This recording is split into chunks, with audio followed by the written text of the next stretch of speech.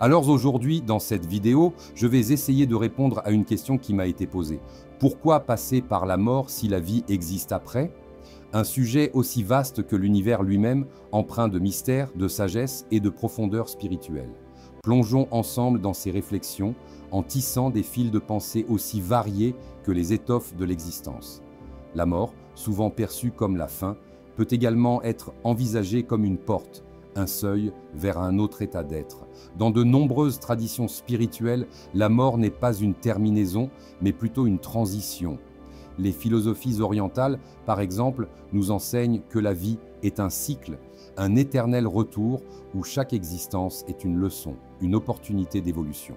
La réincarnation dans cette optique devient un processus d'apprentissage où l'âme, dans son voyage, acquiert sagesse et compréhension à travers diverses expériences. Imaginez une rivière qui coule, tour à tour paisible et tumultueuse. La mort est comme un méandre de cette rivière, un moment de transformation où l'eau change de forme pour continuer son chemin. Ainsi, passer par la mort pourrait être vu comme un passage nécessaire pour libérer l'âme des contraintes matérielles et l'encourager à explorer des dimensions plus élevées de l'existence. Les expériences de mort imminente, EMI, rapportées par de nombreuses personnes à travers le monde, témoignent d'une dimension de la vie après la mort. Ces récits, souvent similaires, décrivent des sensations de paix, de lumière et une prise de conscience accrue. Des chercheurs et des médiums, tels que le docteur Raymond Moody, ont exploré ces expériences, suggérant qu'elles pourraient offrir des aperçus précieux sur ce qu'il advient de nous après la mort. Cela soulève une question fascinante. Si tant de témoignages convergent vers une même réalité post-mortem, ne serait-il pas judicieux de considérer la mort non pas comme une fin, mais comme une renaissance?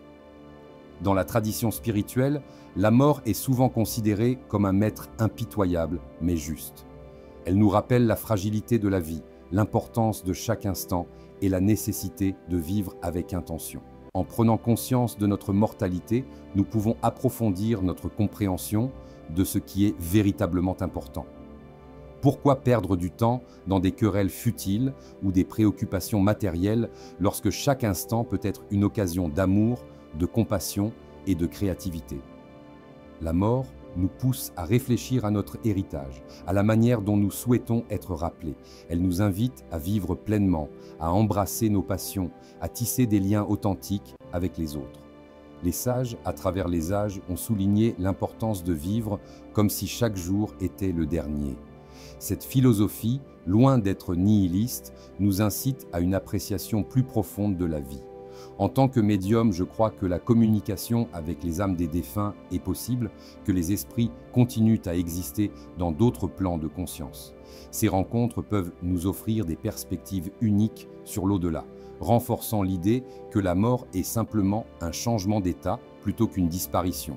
En tant qu'êtres humains, nous avons une intuition innée qui nous pousse à chercher des réponses. Dans les moments de perte, ce lien avec l'au-delà peut nous apporter du réconfort et de l'espoir.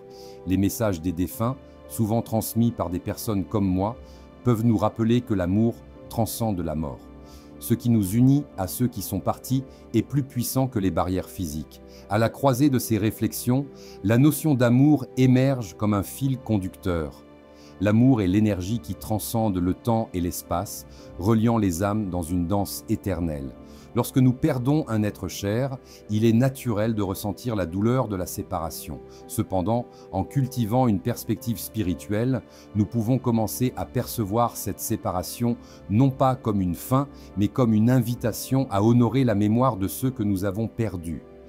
L'amour, dans cette optique, devient un pont entre les dimensions.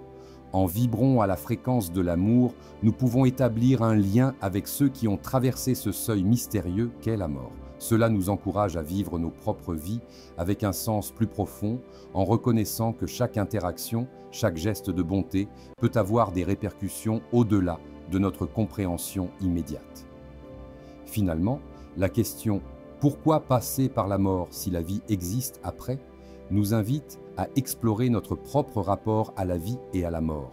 Elle nous pousse à réfléchir sur notre existence, nos choix et notre impact sur le monde. Plutôt que de craindre la mort, nous pourrions choisir de l'accueillir comme une partie intégrante de notre voyage. En adoptant une perspective spirituelle, nous découvrons que la mort n'est pas une ennemie à fuir, mais une amie qui nous pousse à vivre, à aimer et à évoluer. Elle nous rappelle que la vie est précieuse et que chaque instant mérite d'être célébré. En fin de compte, c'est dans la manière dont nous vivons que nous trouvons les réponses à nos questions sur ce qui se trouve au-delà. Ainsi, en empruntant ce chemin de réflexion, nous pouvons transformer notre compréhension de la mort et de la vie après la vie, faisant de notre existence une célébration d'amour et d'apprentissage.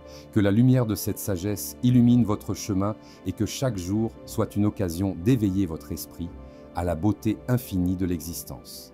Si cette vidéo vous a fait plaisir, n'hésitez pas à liker et à vous abonner. Bienveillance à vous.